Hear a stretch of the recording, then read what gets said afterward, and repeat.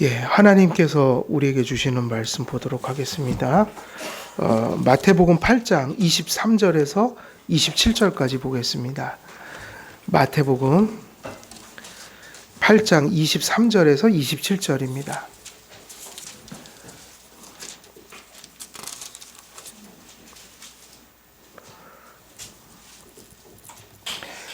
(23절에서) 27절 우리 한 절씩 교독하겠습니다.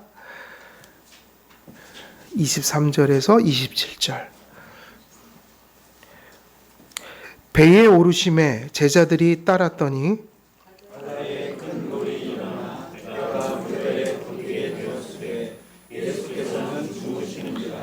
그 제자들이 나와서 깨우며 이르되 주여 구원하소서 우리가 죽겠나이다.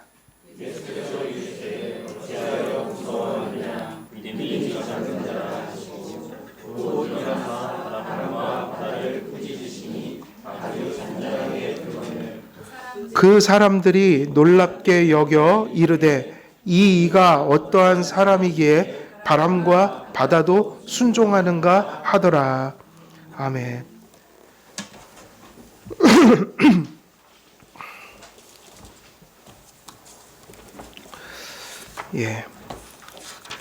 오늘은 349페이지 들어갑니다. 349페이지입니다. 349페이지. 우리가 요 앞전까지 그 믿음의 정의를 내렸습니다. 그래서 믿음의 요소가 세 가지다. 결국은 믿음은 우리 인격이 하나님을 지향하는 바이다. 이렇게 설명을 드렸고, 그렇기 때문에 믿음은 항상 어떻게 나타나냐면 지와 정과 의로 나타난다고 말씀드렸죠. 그래서 이것이 믿음이다. 그리고 이제 이것이 우리를 구원하는 믿음이라고 할 때 이 믿음을 소유한 자들이 적어도 지상에서 살아갈 때죠. 지상에서 살아갈 때 한 가지를 항상 염두에 두고 살아가야 된다는 거예요. 그게 무엇이냐면 믿음은 우리를 구원하는 확실성이다. 그러니까 믿음의 역할이 뭐인 거죠? 믿음의 역할은 뭘까요? 믿음은 그리스도를 붙드는 빈손이에요. 그리스도를 붙들고 그분이 주시는 것을 받는 빈손이다. 그러니까 모든 역사와 가치는 사실 믿음 자체로 오는 게 아니라 믿음이 누구를 붙들 때 우리가 붙든 누구로부터 오는 거죠? 그리스도예요. 여러분이 만약에 절벽에 지금 떨어질 때 주님이 손을 꽉 잡아주셔서 사는 거라고요. 우리도 그분의 손을 붙들어야지 사는 거예요. 우리가 그분의 손을 붙드는 게 뭐라고요? 믿음이라는 거예요. 그분을 의지해서 산다. 그러면 믿음은 그리스도를 붙드는 거, 바라보는 거, 뭐 이런 것들을 이런 표현으로 다 바꿔서 쓸 수 있는데 중요한 건 믿음이 하는 일은 한 가지밖에 없다. 믿음은 믿음의 대상을 바라보고 붙드는 것이다. 그러니까 믿음이 대단한 겁니까? 믿음이 붙드는 대상이 대단한 겁니까? 그래서 믿음을 자랑하는 건 아니에요, 우리가. 그러니까 우리가 믿음이 자기가 좋다고 자랑하고 잘난 척하고 이런 거는 다 잘못된 믿음이에요. 왜냐하면 정말 예수 그리스도를 안다면 믿음은 공로가 될 수가 없는 거예요. 그 믿음조차도 누가 주시는 거라고 그랬어요? 그건 하나님의 선물이라고 그랬거든요. 그래서 믿음은 우리가 공로로 삼아서는 안 되고요. 언제나 뭐라고 고백해야 되냐면 믿음이 붙든 그리스도가 나를 살렸다. 그 믿음의 가치는 왜 오직 믿음이냐? 주님을 붙들지 않으면 살 길이 없기 때문에. 주님을 붙드는 의미에서는 믿음이 절대적입니다. 그래서 믿음 없이는 구원을 아예 받을 수가 없죠. 그래서 우리는 항상 오직 믿음을 가르쳐요. 그런데 믿음이 우리가 믿음을 얘기할 때는 항상 칼빈은 그렇게 가르쳤거든요. 칼뱅은 믿음은 하나님의 구원을 받는 빈손이다. 은혜를 받는 빈손. 그러니까 빈손이어야죠. 그래서 항상 우리는 누구를 높이냐면 믿음이 아니라 믿음이 바라보고 믿음이 붙드는 그 예수 그리스도가 우리를 구원했다고 얘기를 해요. 그래서 믿음도 원인으로 따지면 도구적 원인이라고 개혁주의자들은 그렇게 얘기를 했어요. 공로적 원인은 예수 그리스도가 공로시고, 그 다음에 유효적 원인은 성령님이시고, 그리고 한 가지가 뭐죠? 도구적 원인이 뭐다? 믿음이다. 근데 도구라는 말을 붙였다고요. 공로는 예수님께. 근데 왜 도구냐? 그 공로를 받는 빈 손이 있어야 되니까. 그러니까 공로가 없는 거예요. 뭐가 대단하시냐면 그 믿음이 바라보는, 믿음이 붙드는 예수님만 대단한 거예요. 그러니까 우리 성경과 우리 개혁주의 안에는 믿음을 공로화하는 게 있을까요? 없을까요? 없어요. 그럼 큰일 나는 거예요. 그래서 교회 안에는 연약한 믿음을 가진 자들도 있고요. 강건한 믿음 가진 자도 있지만, 강건한 믿음을 주신 거는 연약한 자를 붙들어 주라고 하나님이 주신 거고, 또 하나는 정말 중요한 것인데, 약한 믿음이나 강한 믿음이나 다 구원은 그 믿음으로 받아요. 연약해도 그 믿음으로 예수님 바라보고.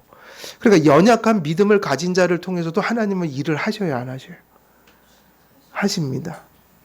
솔직히 말하면 성경엔 그렇게까지 했어요. 저 돌들 통해서도 하나님을 찬송하게 하실 수 있는 분이 하나님이시다. 하나님이 원하시면 돌들도 하나님을 소리쳐 찬송하게 만드실 수 있다. 그래서 믿음은 그런 것이다. 그럴 때 그 믿음이 가져다 주는 그 확실성이라는 게 있지만, 우리가 믿음을 갖고 나서는 그 다음에 이의식이 되게 중요합니다. 왜냐하면 모두가 믿음을 처음 가지면 믿음이 완전한 줄 알아요. 그래서 보통은 제일 뜨겁기도 하고 제일 교만하기도 한 믿음이 언제 믿음일까요? 초신자들이에요. 처음 믿는 그 믿음 있죠? 그래서 직분을 어떤 분들을 맡기지 말라고 그랬어요? 초신자에게 맡기지 말라고 그랬대요. 아직은 많은 걸 모르니까. 아직 갈 길이 멀다. 다시 말하면 산전수전을 다 겪어봐야 된다. 그러면 우리가 믿음을 처음에 갖고 믿음의 확실성, 믿음의 가치, 이거는 맞지만 그 믿음은 어찌 보면 무엇에 휩싸여 있는 믿음일까요? 모든 사람들의 믿음이 연약함에 휩싸여 있는 믿음이다. 어디서요? 천국 가서가 아니라 어디서 연약함에 휩싸여 있어요? 지상에서. 그래서 믿음은 믿음이 있는 사람이라고 해서 의심이 안 드는 것도 아니고, 때로는 뭐가 든다고요? 의심이요. 때로는 방황도 되고요. 때로는 흔들리기도 하고요. 물론 견고한 믿음과 연약한 믿음이 있어요. 그러니까 연약한 믿음으로 계속 가면 아마 믿는데 안 믿는 자 비슷하게 될 확률도 있어요. 그렇다고 강하다고 안 넘어지는 건 아니에요. 모든 사람들이 언제나 넘어질 수 있다는 거예요. 모든 사람들이 넘어질 수 있다. 그러니까 믿음은 겸손해야 돼요. 그리고 대비해야 합니다. 믿음이 흔들릴 수 있다. 어쩔 때는 의심이 파고들 수도 있다.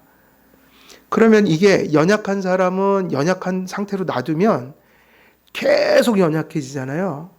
그래서 예배 바르게 드리고 말씀 배워야 돼요. 말씀을 배워서 대비를 해야 합니다. 믿음을 흔들려고 하는 시험이 오는 것을 말씀으로 막아내야 되죠. 그리고 믿음이 강한 분들은 나는 믿음이 강하기 때문에 괜찮아가 아니라 한 방에 넘어집니다. 누가 그랬죠? 엘리야가 넘어졌어요? 안 넘어졌어요? 엘리야가 넘어졌어요. 성경에서 믿음하면 아브라함 아니면 엘리야예요. 그래서 신약시대 때 예수님을 누구라고 불렀어요? 오실 엘리야가 아니냐. 그죠? 아브라함 아니면 엘리야예요. 선지자 중엔 엘리야가 상징적 의미예요. 그러니까 메시아를 예표하는 인물이에요. 앞으로 올 예수님을 예표하는 존재. 엘리야 같은 분이 오실 거다. 그럼 예수님이죠, 뭐. 그런데 엘리야가 그냥 넘어졌어요, 한 방에. 그죠? 그리고 언제 넘어졌죠? 막 살 때 넘어진 게 아니라 가장 큰 일을 하고 넘어졌어요. 그 바알의 선지자들 다 죽여버리고 그 승리하고 다 끝내놓고 이세벨의 종이 이세벨이 너 죽인대. 그러니까 두려움에 휩싸여갖고 왜 그전에는 그렇게 두려워하지도 않더니 또 갑자기 두려워해요. 지친 거죠, 뭐. 지쳤죠. 아니, 바알의 선지자 다 물리치고 제단에 불이 내려가고 바알의 선지자들은 행하지 못한 일을 다 했더니 아니 이세벨이 또 나를 괴롭히네. 지치는 거죠. 대승리를 거뒀잖아요. 근데 또 와서 괴롭히는 거예요, 이세벨의 종이. 그러면 사람 지칩니다. 이제는 좀 끝났거니. 근데 끝은요, 우리가 정하는 게 아니죠. 누가 정하세요? 하나님이 정하시는 거라 그 병거 타고 하늘 올라가야지 끝나요. 근데 엘리야가 속단을 했죠. 이제쯤 좀 끝났겠다, 고생이. 근데 안 끝났습니다. 그래갖고 넘어졌어요. 그리고 다 쓰러져갖고 다 죽어가는 거를 하나님께서 어루만지셔갖고, 그죠? 먹이시고 힘주시고 위로하셔갖고 이제 마지막 사명을 다해서 달려라. 힘줘갖고 이제 또 했거든요. 그 얘기는 무슨 얘기일까요? 엘리야의 강한 믿음도 넘어지고 연약하면 연약해서 더 잘 넘어지고, 그렇지만 강한 자들은 한 방에 넘어지는 경우가 너무 많아요. 강하니까 자만할 수도 있고요. 그래서 언제나 성경은 그렇게 얘기하죠. 선줄로 생각하면 넘어질까 두려워하라, 조심하라. 그러면 결국은 이 얘기는 믿음은 항상 어떠해야 되냐면 믿음의 본질은 확실하지만 믿음은 언제나 연약함이 없는 것은 아닙니다. 그래서 결국 무슨 얘기를 하냐면 그렇기 때문에 어느 순간에도 긴장을 내려놓지 말고 뭐를 꼭 붙들고 가라는 얘기일까요? 하나님의 말씀과 은혜를 바라보고 가야 한다. 그게 지금 이 과외의 핵심이에요. 그래서 거기 제목 자체가 그렇게 돼 있죠. 연약한 가운데 있는 믿음에 대하여. 따지고 보면 엘리야의 믿음도 사람들이 강하다고 하는 거지 강한 게 아니에요. 연약함 속에 있는 믿음. 지상의 모든 사람들은 연약함 속에 있습니다. 세례 요한도 보실래요? 세례 요한도 마지막 때 그 소리를 했잖아요. 정말 하나님이 보내신다고 한 분이 당신이십니까? 예수님께 물었어요. 그 의심이 든 거죠. 너무 힘들어서. 우리는 뭐 안 그러나요? 우리도 시시때때로 불안해지는데 불안 안 하세요? 아유, 훌륭한 정직한 성도셔서 하나님께서 복을 주실 겁니다. 이게 정직해야 돼요. 그래야지 답이 나옵니다. 우리는 되게 염려가 많아요. 불안도 되게 많아요. 그 모두 잘해요? 원망도 잘합니다. 또 원망도 잘하죠. 때때로 성도는 하나님의 은혜를 인식하면서 이게 중요한데요. 하나님을 안 믿는 게 아니라 믿어요. 믿는데 그 믿음은 지상에서 무엇이 자꾸 이렇게 흔들어 놓는 믿음이에요. 불안이, 공포가, 원망함이, 절망함이, 또 때로는 믿음이 너무 좋아서 또 탈이에요. 사람은 또 믿음 좋으면 어떻게 돼요? 교만해지죠. 그러니까 사실은 그거는 믿음이 좋은 게 아니라고요. 믿음이 좋으면 겸손해야죠. 벼가 익을수록 어떻게 한다고요? 고개를 숙여요. 빈수레가 어떻다고요? 요란합니다. 근데 믿음이 좋은 사람들은 요란하지 않아요. 믿음이 좋은 사람들은 고개를 숙여요. 그 믿음이 좋은 믿음이다. 근데 이제 가끔은 착각하는 믿음이 있죠. 아, 난 믿음이 대단해. 저 사람들보다는 내가 훨씬 뛰어나. 그러다가 그 믿음 때문에 넘어집니다. 왜? 교만해지니까. 그래서 한 방에 넘어지죠. 그래서 우리는 불안과 공포에 휩싸이기도 하는데 이유가 뭐냐면 성도 안에 마음을 교란시키는 뭐가 너무도 강해서일까요? 유혹이 다 있다는 얘기입니다. 그래서 유혹은 정말 다양해요. 가난하면 가난해서 시험이 되고 또 부자가 되면 부자가 돼서, 그러니까 결국은 가난한 게 넘어지는 이유도 아니고 부자가 되는 것도 이유가 아니에요.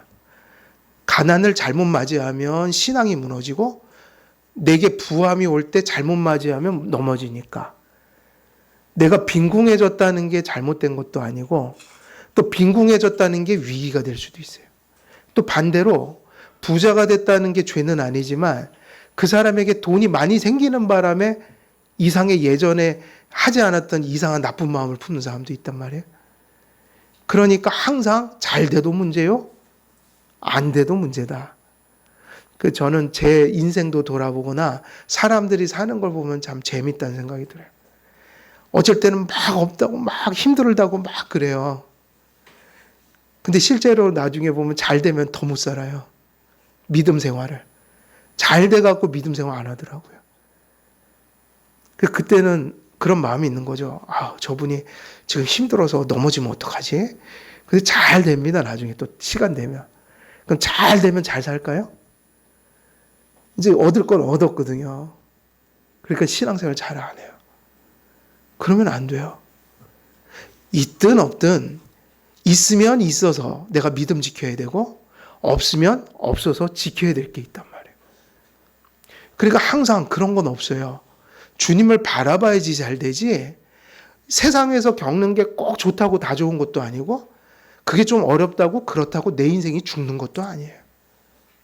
그건 좋을 수도 있고 안 좋을 수도 있는 거예요. 그러니까 뭐가 문제죠? 어떻게 맞이하느냐. 믿음으로 맞이하느냐, 믿음이 아닌 거로 맞이하느냐. 이 정신 똑바로 차려야 합니다. 이거 잘못해갖고 경사가 났는데 그게 참사가 되고요. 참사인지 알았는데 믿음으로 잘 버티고 나가니까 경사로 바뀌더란 말이에요. 기준은 항상 환경이 아니에요. 그래서 샬롬은 바울이 그렇게 얘기했죠. 내 안에 사느니 그리스도시니 나의 죽음도 유익함이라. 항상 중요한 건 주님이에요. 그 믿음이 붙드는 주님이다. 그런데 우리가 살아가는 또 우리가 이 존재하는 이 마음 속에 모든 인생에게 뭐가 강력하게 나타난다는 거예요. 지상 삶에서. 유혹이요. 그래서 믿음의 확실성이 없는 게 아니라 여러분은 믿음을 가진 존재고요. 그 믿음은 하나님이 절대로 뺏어가지 않으셔요. 세월이 흘러도. 믿음은 언제나 믿음으로 있어요. 왜? 믿음은 우리에게서 난 것이 아니잖아요. 믿음은 들음에서 났다고 그랬잖아요. 들을 때, 말씀 들을 때 성령님이 창조하신 거라고요. 하나님에 의해서 발생했고 하나님이 이 만드신 믿음은 절대로 우리가 천국 갈 때까지 소멸되질 않아요. 그런데 그러니까 믿음이 흔들리는 게 아니라 자꾸 믿음 주변에 있는 것들이 믿음을 흔들죠. 그래서 믿음의 확실성이 확실한 거지만 부조화된 삶을 우리는 살아가는 거죠. 믿음이 없는 게 아니라 믿는데 걱정하고 믿는데 염려하고 믿지만 상당히 불평하고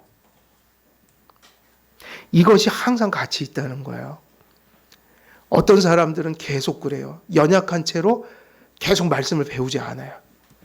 그러니까 계속 약해지고, 어떤 사람은 강해요. 하지만 어떤 순간에 그 말씀을 확 놔버릴 수도 있어요. 그래서 항상 깨어서 정신을 차리고 믿음을 지켜야 한다. 밀가 부르듯 하려고 사탄이 어떻게 했다고요? 그의 영혼을 청구했다.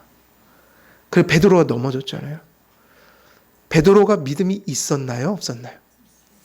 있었는데 넘어졌어요. 근데 왜 그만큼 넘어진지 아세요? 믿음을 다 잊어버리지 않고, 그래도 닭이 3번 오니까 또 막 통곡하면서 잘못했다고 그러잖아요. 그 믿음이 어디서 나왔냐면, 중보하시는 예수께서 그 믿음이 떨어지지 않도록 내가 기도하였느니라 그랬어요.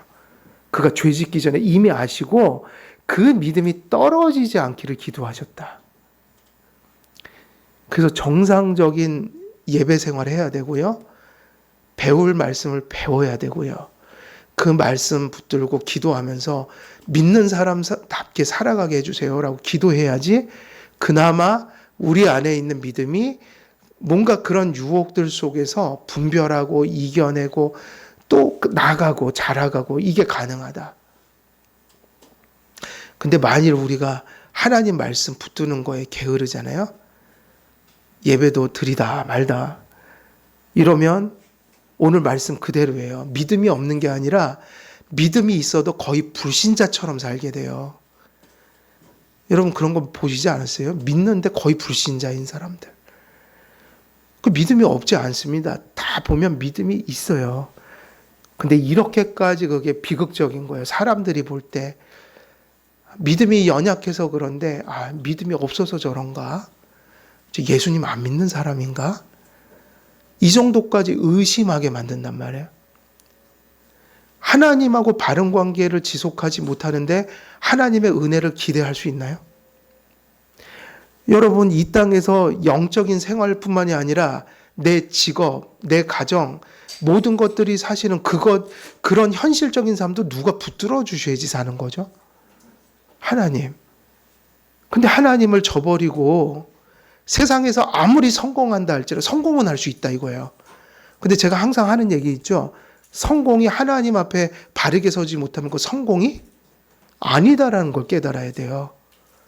여러분 예수님 꼭 붙들고 가다가 세상 사람들이 에이 저는 또 실패했네 이런 손가락질 당하더라도 예수님 바로 모시고 사람은 그런 사람들은 실패가 있어요 없어요? 저는 없다고 봅니다. 과정이지. 하나님 섭리죠 그게. 그럼 언제까지 그러고 살 거냐? 계속 그렇게 살잖아요? 그럼 나중에 크게 한번 넘어집니다. 하나님은 사랑하는 자를 어떻게 한다고 그랬죠? 징계하신다. 언젠가는 두들겨 맞고 돌아올 날이 있어요. 근데 하나님이 내버려둬요? 그러면 하나님 자녀가 아니죠. 어떻게 살아도 징계를 안 하신다. 하나님 자녀가 아니에요. 엄청나게 잘못 사는데 하나님 앞에 더 잘 돼요. 그냥 하는 것마다 잘 돼요. 돈도 잘 벌려지고 시집장가도 잘 가고. 근데 큰일 납니다. 그러면 세상에서 잘 되고 평안한 게 잘 되는 줄 알고 하나님 더 안 믿게 되거든요. 근데 그 얘기를 하는 거예요. 하나님 안 믿고도 계속 잘 되면요. 그게 하나님 자녀냔 말이에요. 하나님 자녀는 징계하신다고 그랬는데 자기가 못 견뎌서 돌아오든지 하나님이 두들겨 패서라도 돌아오든지 잘못한 걸 잘못한 걸로 인정하고 회개하는 사람에게 믿음이 있는 거거든요. 근데 어떻게 안 돌아올 수 있냔 말이에요. 나중에 하나님의 은혜로 돌아올 수도 있겠지만 그건 정말 은혜죠. 근데 그 지나간 세월은 어떻게 보상하냔 말이에요. 비참하게 사는 거죠. 믿는 자지만 은혜 언약을 누리지 못하고 살아간다. 그래서 여러분 성공 실패 없어요. 과정이에요. 그냥 과정. 성도에게는. 근데 하나님 없는 사람에게는 성공도 저주고요. 뭐도 저주예요? 불신도 저주입니다. 실패도 저주입니다. 하도 교회가 기복신학이 가득하다 보니까 현실적으로 잘 되는 게 다 복인 줄 알고 살더라고요. 무조건. 저는 현실적으로 잘 되길 바라는데 그 잘됨이 주님 안에서 잘 되길 바라는 거예요. 그래야지 진짜 복입니다. 따라서 이런 믿음 안에서 성도가 느끼고 경험하는 그 연약함에 대하여 바른 인식을 갖지 못한다면, 그래서 우리가 항상 이 칼뱅이 전하는 이게 교리예요. 믿음은 확실한 거라도 모든 사람에게 믿음이 있으면 그 믿음은 절대로 사라지지 않고 그 믿음이 우리를 구원하지만, 중요한 게 뭐냐면 그 믿음은 우리가 정말로 분투하며 말씀 붙들고 가지 않으면, 하나님의 은혜를 구하고 가지 않으면 무엇에 휩싸여 있는 믿음이라고요? 연약함에. 그래서 자꾸 뭐 하게 된다? 넘어지게 된다. 지금까지 말해온 그 믿음의 확실성, 믿음의 확신에 대한 교리를, 이것을 깨닫지 못하면 수립할 수 없게 된다. 믿음은 하나님이 주신 것이요, 그 믿음은 영원히 변함이 없지만 이 지상에서 그 믿음은 연약에 쌓여 있어서 성도들은 때때로 흔들리고 넘어지고 항상 그럽니다. 그러니까 그 믿음이 정상적인 믿음이 되기 위해서는 어떻게 해야 된다는 걸까요? 정상적으로 예배드리고 하나님 앞에 말씀 배우고 하나님 앞에 기도하고 하나님 앞에 회개하고, 주님을 한마디로 얘기하면 이게 노력하라는 얘기가 아니고요, 하나님 바라보라는 얘기예요. 이게 다 누굴 바라보는 것이에요? 하나님을 바라보고 의지하는 것이다. 무슨 행위를 쌓으라는 얘기가 아니라. 실상 믿음은 확신을 가져야 한다고 가르치면서도, 그죠? 믿음이 확신이 맞잖아요. 신뢰까지 이르러야 합니다. 그러나 무엇이 전혀 보이지 않는 것은 아니다. 심지어는 믿는데 의심이 들 때도 있는 거예요. 근데 한번, 이건 중요한 겁니다. 불신하고 의심은 같아요, 달라요? 다르죠. 여러분들이 가끔은 배우자가 나를 사랑하는지 이런 걸 가끔은 의심하세요, 안 하세요? 그렇지만 의심으로 끝나야지 그 신뢰가 깨지면 갈라지는 거예요. 그러니까 우리가 하는 의심은 신뢰가 없는 게 아니라 신뢰 속에서 결혼했지만 세상 풍파가 자꾸 우리를 가끔 의심하게 만들 수도 있죠. 그러니까 없는 건 아니라 이거예요, 그게. 그래서 의심의 기미가 없는 확신이나 불안의 습격을 받지 않는 확신을 상상할 수 없으니, 가끔은 성도도 이런 시험들, 확신이 있지만 확신이 없는 게 아니라, 이게 중요해요. 확신이 없는 게 아니라, 이 사람들은 절대로 이렇게 얘기 안 해요. 저 하나님 안 믿어요. 저 하나님 안 믿을래요. 이렇게 하는 사람은 불신이에요. 근데 이 사람들은 너무 걱정하지 마세요. 빨리, 그러니까 뭔가가 지금 하나님 앞에 말씀 듣고 은혜 받아야 될 때인 거야. 믿는데 자꾸 이 의심이 가끔 들어서 제가 막 불안합니다. 안 하려고 하는데 자꾸 생각이 나요. 저는요, 예수님 진짜 믿거든요. 그죠? 목에 칼이 들어와도 제가 어떻게 예수님 배반합니까? 근데 요즘에요, 자꾸, 저도 그러기 싫은데 자꾸 하나님 앞에 원망하는 마음이 자꾸 들어요. 이거 있을 수 있어요, 없어요? 이스라엘 백성들은 밥만 먹으면 원망했네요. 우리도 다를 바는 없어요. 어쩌면 그렇게 베드로를 닮았는지, 무리를 막 걷다가 또 갑자기 빠져갖고 난리를 치고, 믿음이 좋다고 칭찬받았다가 또 이 믿음이 적은 자여 또 이제 책망을 받고. 예수님의 제자들이 오늘 본문에서도 예수님 안 믿었나요? 믿었나요? 근데 뭐가 확 오면 다 그래요, 원래. 풍랑이니까 다 빠져 죽을지. 예수님은 배에서 뭐 하고 계셨죠? 옆에 계시잖아요. 그죠? 주무시면 어때요? 진짜 믿으면은 다 알죠. 주무셔도 세상을 다 통치하고 계신다. 하나님이시다, 이분이. 근데 바람 한번 휙 부니까 다 죽을까봐 그냥 난리가 난 겁니다. 근데 그 모습을 보고 우리는 자꾸 옛날 이야기 보듯이 해요. 그 안에서 자기를 발견해야 돼요. 그게 우리예요. 얼마나 변덕스러운지. 하나님 감사합니다. 내 목숨을 드리겠습니다. 이러고 뒤돌아 나갔고는 또 하나님 왜 이러시지? 그러고 막 원망하고. 근데 그게 원래 인생이에요. 이 지상의 믿음이라는 게 다 그런 면이 있어요. 그래갖고 완벽한 것을 서로 요구하면 힘들어요. 완벽한 사람 없어요. 근데 중요한 거는 그걸 분별해야 됩니다. 믿음이 불신하고 의심하고는 다른 거라고요. 어떻게 보면 의심은 믿기 때문에 의심도 하는 거예요. 근데 불신은 불신이에요. 하나님 내가 믿습니다. 근데요 하나님 자꾸 이게 의심이 들어요. 그건 자기도 의식해요 안 해요? 자기도 알아요. 나 믿는데 자꾸 이게 생각이 들어. 이게 불신하고는 다른 거예요. 불신을 가지면 지옥 갑니다. 그러나 믿는 분들도 가끔은 흔들릴 수 있으니 회개하고 그리고 왜 의심이 들겠어요? 왜 의심이 들까요? 그동안에 하나님을 안 바라봤겠죠. 또 말씀도 안 듣고 예배도 안 드리고 그냥 막도 생활했을 거예요. 그죠? 그럼 의심이 들어야 안 들어요? 그러니까 보니까 또 성도님들은 말씀으로 돌아오면 또 제정신이 돌아오더라고요. 아이고 또 그때 왜 이렇게 의심했대 내가. 그러면서 또 새 마음을 가져요.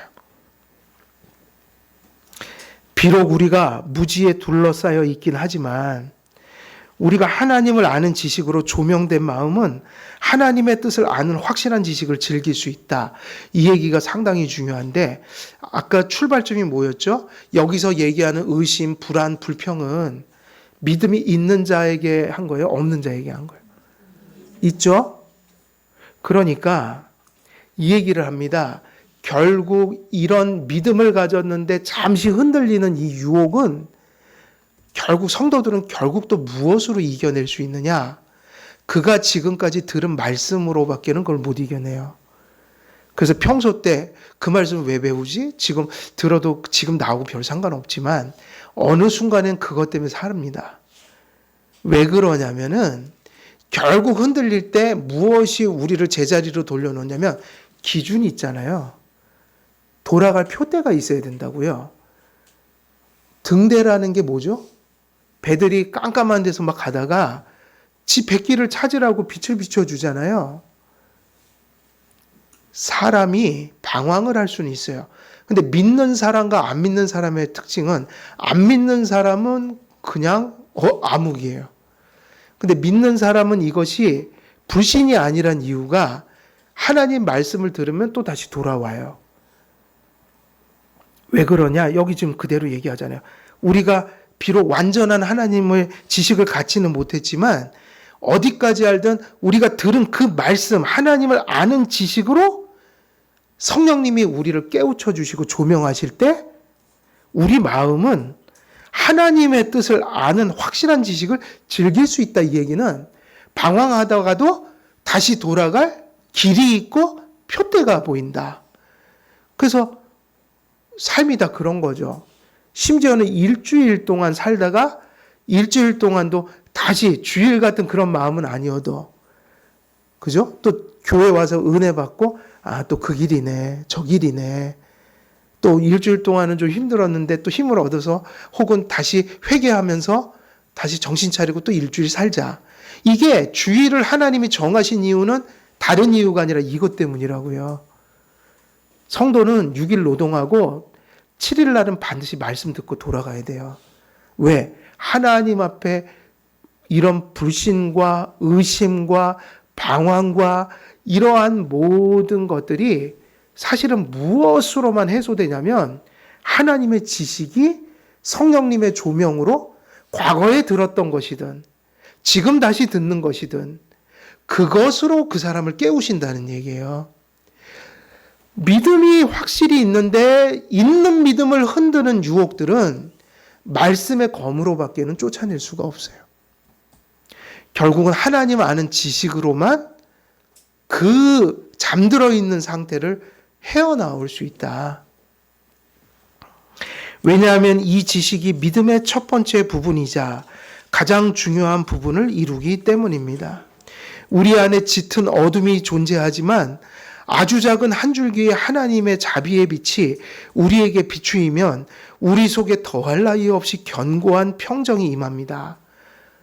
아까 막 의심으로 막 휘저어지고 막 어떤 불안으로 마음이 막 휘갈리고 이럴 때 무엇이 우리를 평정하게 만든다고요? 은혜가. 근데 은혜가 어떻게 오죠? 하나님의 말씀으로만 와요. 지식이요. 아, 하나님이 그런 분이었구나. 하나님이 이렇게 해주신다는구나. 내가 어렵고 힘들지만 하나님은 나에게 이렇게 말씀하시는구나. 이게 다시 생각이 돼야 의심하지 말아야지. 불평하지 말아야지. 내가 불안해하지 말아야지. 이 생각은 말씀이 내 안에 다시 조명될 때만 가능해요. 그래서 지상에서 우리의 믿음은 하나님에 대하여 부분적인 것을 보게 하고 희미하게 보게 합니다. 그러므로 이 불완전함에 대하여 일깨움을 받는 사람은 끊임없이 배우기를 계속하게 됩니다. 아까 그 얘기예요. 믿음이 있습니까? 라고 그랬죠? 있습니다. 그런데 왜 유혹을 받습니까? 아직은 하나님을 완벽하게 모릅니다. 믿음이 연약함에 휩싸여 있습니다. 그러면 내가 구원받고 평안하고 지금 인생을 살아가게 하는 것도 믿음이 붙드는 예수님께로부터 온 거잖아요. 그러나 겸손해야 한다, 사람이. 우리가 지상에서 갖는 믿음은 완전한 하나님의 지식을 수용하지 아직 못하고 있으니 하나님을 알고 구원받은 사람은 하나님을 계속 알아가지 않으면 내가 나의 믿음을 온전히 지탱할 수 없으니 결국은 내가 구원받은 믿음을 감사하면서도 이 믿음은 아직 하나님의 지식을 다 아는 믿음이 아니다.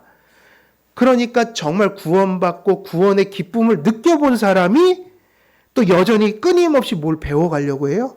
하나님의 말씀을. 지금 그 얘기하는 겁니다. 우리는 부분적인 것을 보고 있다. 우리가 붙드는 게 예수님이 맞는데 우리가 붙들고 있는 그 예수님을 우리가 아직 잘 모른다.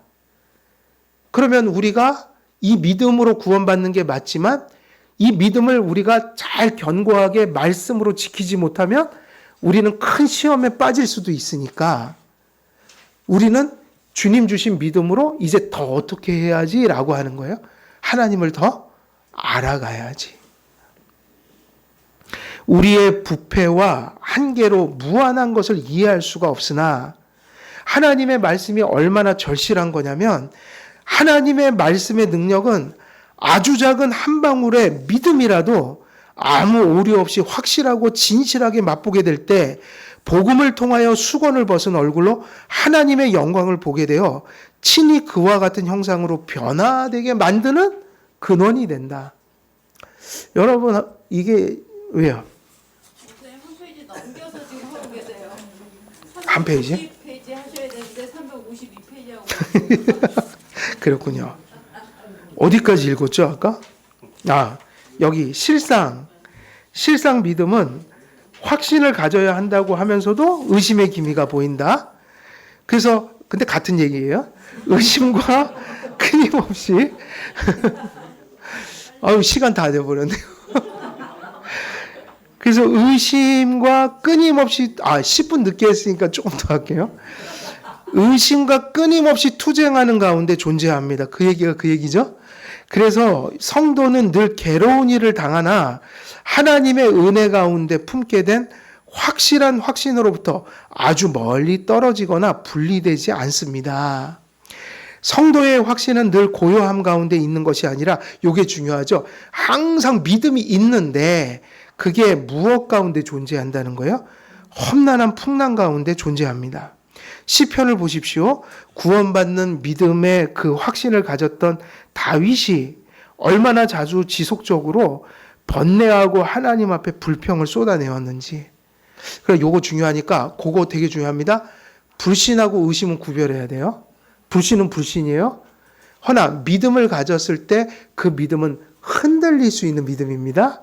사라지지는 않아도 요거죠. 그래서 다윗은 어떻게 고백했죠? 내 영혼아 내가 어찌하여 낙심하며. 그러면 다윗이 믿음이 확실히 있었잖아요. 근데 그도 뭐를 했죠? 낙심했어요. 어찌하여 내 속에서 뭐 했죠? 불안해하는가. 너는 하나님께 소망을 두라. 다윗의 모범은 연약성이 없었다는 데 있지 않고 연약함에 몸부림치면서 그 염려와 연약성을 극복해냈다. 그럼 어떻게 극복해냈죠? 그동안 받은 말씀으로 다시 돌아가는 거죠. 내 마음이. 그리고 끊임없이 그 하나님을 더 알아가는 것을 그의 인생의 목적에 두고 살았어요. 그래서 다윗도 흔들리지 않는 삶은 아니었으나 흔들릴 때 늘 그것을 극복하면서 살았다. 다윗이 심지어는 죄도 졌어요, 안 졌어요? 엄청난 죄를 졌죠. 근데 극복했어요, 안 했어요? 어떻게 해요? 하나님의 입에서 나오는 말씀으로. 그래서 이 모습이 사실은 이런 걸 가리켜 뭐라고 부르냐면 택한 백성들은 항상 그리고 처음에 믿음을 가진 성도들에게 무슨 은혜로 그들을 붙든다는 겁니까? 견인의 은혜. 근데 견인의 은혜를 그냥 하는 게 아니라 말씀을 봐야 된다고요.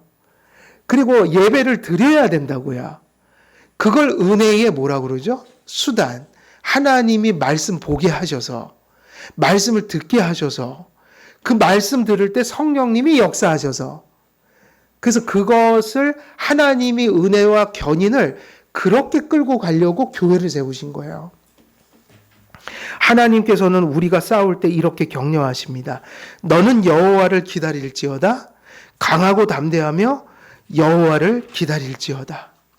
이런 은혜를 받은 사람들은 약점과 불만을 느끼고 갈등하지만 그 결점을 고치려고 노력하고 이게 중요합니다. 그러니까 또 어떤 분들은 이 말씀을 악용할 거예요. 믿음은 있지만 다 흔들립니다. 다 의심합니다. 그죠? 가끔은 다 불평합니다. 원래 그렇게 사는 거네. 지금 그 얘기 하려고 하는 겁니까? 그걸 이겨내라는 얘기입니까? 그리고 심지어 이 얘기도 해요. 내버려두면 큰일 난다고요. 내버려두면 어떻게 된다고요? 믿는 자인데 거의 안 믿는 자처럼 비참하게 살게 될 것이다. 그러니까 여기서 요지는 믿음이 있어요. 그러나 흔들릴 수 있어요. 근데 그대로 놔두면 큰일 나요. 그러니까 말씀 붙드세요. 이 얘기예요. 이들은 갈등하지만 그 결점을 어떻게 하려고 그래요? 고치려고요. 이들은 싸움 중에 흔들릴 수 있지만 견인불발하게 하시는 은혜를 받아 싸움을 어떻게 하죠? 지속하며 기도로 태만한 자신을 채찍질하여 해이한 생활로 마비 상태에 빠지는 일이 없도록 합니다. 그러니까 이 말을 정당하게 받는 사람들이 이런 사람입니다. 믿음이 있지만 나도 인간이라 가끔은 흔들립니다. 의심합니다. 그러나 저는 믿습니다. 주님이 주신 말씀으로 이것을 이겨낼 것을 저는 믿습니다. 이게 은혜라고 생각합니다. 그래서 해이해지면 안 됩니다. 연약한 사람도 깨어나야 되고 강건한 사람들도 넘어지지 않게 해서 하나님의 말씀을 구해야 합니다. 그래서 이제 여기까지 하면 제대로 끝났네요. 어디까지 나갔나요, 지금? 거의 뒤에 거 다 나갔네요. 아, 그러네요. 대단한 능력이죠. 갑자기. 이게 가끔 못나서 이런 짓을 잘해요, 제가. 그래서 오늘은 여기까지 하고 마쳐드릴게요. 그래서 여러분도 하나님께 확고부동한 믿음을 가진 겁니다. 그리고 그 믿음으로 여러분들이 붙드는 하나님과 예수님은 성령을 통해서 여러분을 천국 갈 때까지 늘 붙들어 주실 거죠. 그러나 우리가 예수님을 붙들라고 주신 그 믿음은 믿음의 문제가 있는 것이 아니라 우리 안의 죄성, 우리의 환경들이 늘 우리를 막 뒤흔들 때 그건 정말 풍랑이 일 때 그 베드로나 예수님의 제자들이 정말 불안해하고 공포에 휩싸였던 그런 모습처럼 연약한 믿음이죠. 근데 주님은 또 가르쳐 주셨어요. 그것을 어떻게 극복할 것이냐. 믿음은 언제나 말씀을 머금고 살아가요.